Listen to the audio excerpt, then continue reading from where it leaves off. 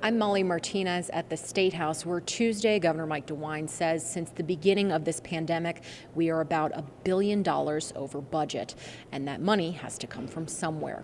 Take a listen.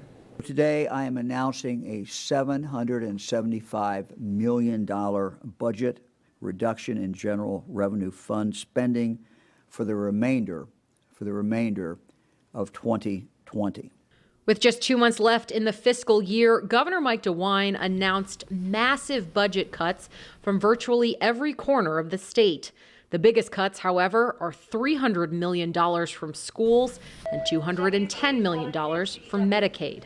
Could you explain the rationale behind such a deep cut to Medicaid during a pandemic? We do not intend to reduce essential services to people who have been hurt by this pandemic, people who are drawing Medicaid.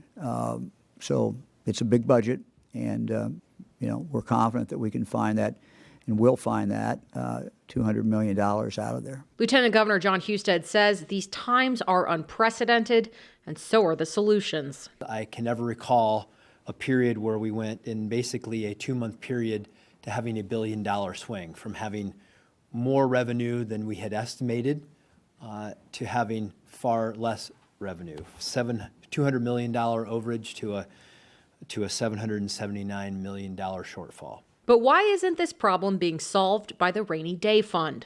Governor Mike DeWine says it would be premature to dip into that pot. I know that I have said that it's raining, but we really do not want to tap into that fund yet.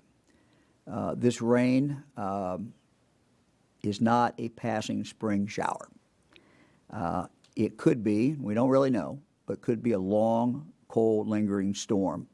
We're expecting budget cuts across the state, and virtually every agency is expected to give up some of their money, except for the Department of Corrections and Rehabilitation. I asked Governor Mike DeWine why our prison systems, which make up about 7.7% of the budget, won't be expected to pitch in any of that money, and he says that a lot of that funding deals with personnel and prison staff. And right now, those prisons are in crisis as the number of coronavirus cases continue to rise, so they really need those boots on the ground, and they need to continue funding them.